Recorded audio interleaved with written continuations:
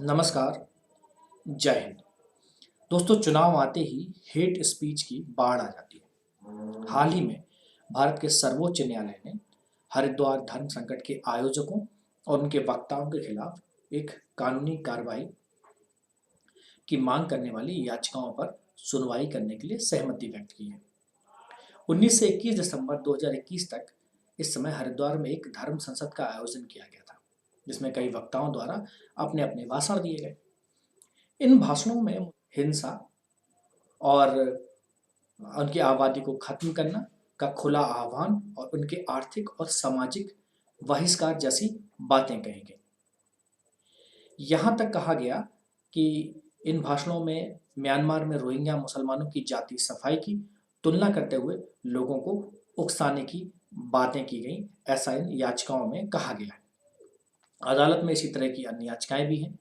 हाल के दिनों में नफरत बड़े भाषणों को लेकर जो हेट स्पीचेस हैं, इनको लेकर सुप्रीम कोर्ट में 2 याचिकाएं दायर की गई हैं। एक याचिका में अदालत ने ऐसे मामलों में कार्रवाई के लिए निर्देश जारी करने की मांग की गई है और जो दूसरी याचिका है उसमें ये कहा गया है कि हेट स्पीच के संबंध में विशेष प्रावधान बनाए जाने चाहिए। इस याचिका में जोर देकर यह भी कहा गया है कि हेट स्पीच और अफवाह फैलाने से निपटने के लिए आईपीसी के प्रावधान पर्याप्त नहीं है। आईपीसी मतलब भारतीय दंड संहिता के प्रावधान पर्याप्त नहीं है। यकीनन दोनों याचिकाएं अमीश देवगन मामले में 2020 के सुप्रीम कोर्ट के फैसले पर आधारित है, जिसमें हेट स्पीच को एकता और बंधुत्व के खिलाफ और संविधान के अनुच्छेद 21 के तहत जीवन और स्वतंत्रता के अधिकार का एक अनिवार्य पहलू और मानवीय गरिमा का उल्लंघन बताया गया था। इन याचिकाओं से संबंधित जो प्रकरण हैं, वो याचिकाकर्ताओं ने रैलियों और नफरत भरे भाषणों की एक श्रृंखला के माध्यम से राजनीतिक, सामाजिक और आर्थिक बहिष्कार को लक्ष्य करने वाली संगठित घटनाओं से चिंतित होकर शीर्ष अदालत में इस तरह की याचिकाएं दाखिल की गई।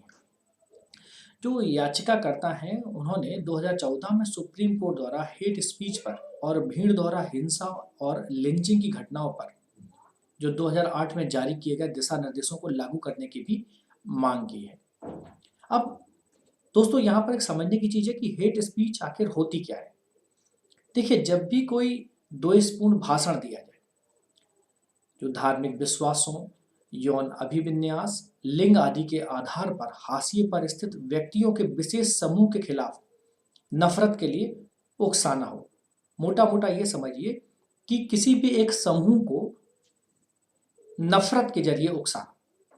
तो विधि आयोग के द्वारा हेट स्पीच पर अपनी एक रिपोर्ट थी, उसमें कहा गया था कि इस तरह के बयानों में व्यक्तियों और समाज को आतंकवाद, नरसंहार और जाति हिंसा करने के लिए भड़काने की क्षमता होती है।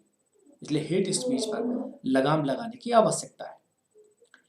आंतरिक सुरक्षा की बात की जाए तो एक 2013 की बात करते हैं कि मुजफ्फरनगर दंगे में एक झूठे वीडियो के कारण इतना बड़ा दंगा हो गया था, जिसके द्वारा सांप्रदायिक जुनून भड़काया गया था। तो ये भी एक हेट स्पीच का कारण हो सकता है।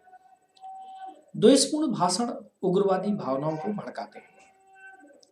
मॉब लिंचिंग में भी इसी तरह की जानकारी होती है। मॉब लिंचिंग में क्या होती है? झूठी खबरें और भ्रामक जानकारी। तो मॉब लिंचिंग का एक एग्जाम्पल था दिल्ली दंगे। अब आप पूछेंगे इनके लिए उपाय क्या करने चाहिए। उपाय फेसबुक है, गूगल है, ट्विटर है, आप कह सकते हो जो सोशल मीडिया प्लेटफॉर्म है। शायद विश्व की सबसे बड़ी सोशल मीडिया कंपनियां, चाहे वो कोई भी कंपनी हो, भारत में अपने प्लेटफॉर्म पर फर्जी खबरों को रोकने के लिए एक गठबंधन तैयार करने पर विचार कर रही हैं।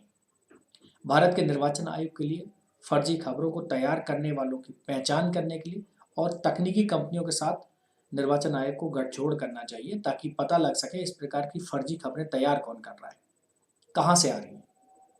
और उपयोगकर्ताओं को इस मामले में शिक्षित करना चाहिए कि अगर उनके पास तरह की खबरें आए तो उनको फॉरवर्ड ना करें। सरकार के लिए जो इंटरनेट मैसेजिंग प्लेटफॉर्म के कारण होने वाले संभावित नुकसानों से गहरे स्तर पर निपटने के लिए एक नीतिगत रूपरेखा तैयार करनी चाहिए। बात करते हैं जर्मनी में कुछ इस तरह की बातें हुई थी। बात करते हैं जर्मनी में यदि सोशल मीडिया कंपनी अपने प्लेटफॉर्म अनुचित सामग्री हटाने में अपने प्लेटफॉर्म से निरंतर असफल रहती है तो उन पर जर्मनी में 50 मिलियन यूरो तक के जुर्माने का प्रावधान किया गया है। तो भारत में भी इस तरह का जुर्माना लगाया जा सकता है। अब देखिए, हेट स्पीच हाशिए पर रहने वाले समूहों को समाज के सामाजिक, आर्थिक और राजनीतिक क्षेत्रों से बाहर धकेलने की एक विवादजनक प्रक्रिया है, जो नफरत के प्रचार, प्रसार और भेदभाव को बढ़ावा देती है।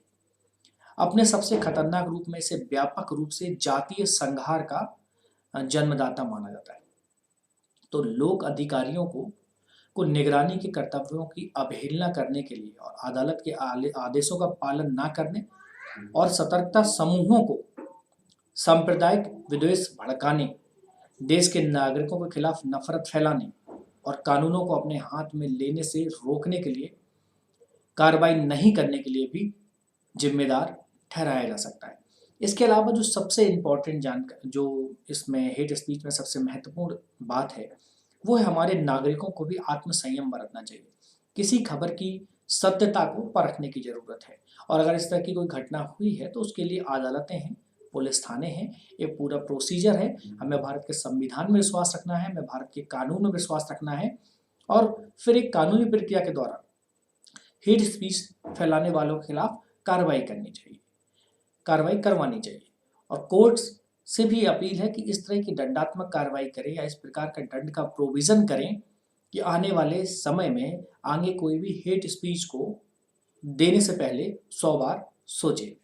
उम्मीद करते हैं कि ये वीडियो बहुत अच्छा लगा होगा, और एग्जाम के पैटर्न के हिसाब से अगर मेंस में हेट स्पीच के लिए पूछा जाता है तो आपको इसी तरह के तथ्यों का उपयोग करते हुए बातों को कहना है। उम्मीद करते हैं वीडियो आपको अच्छा लगा होगा। जय हिंद।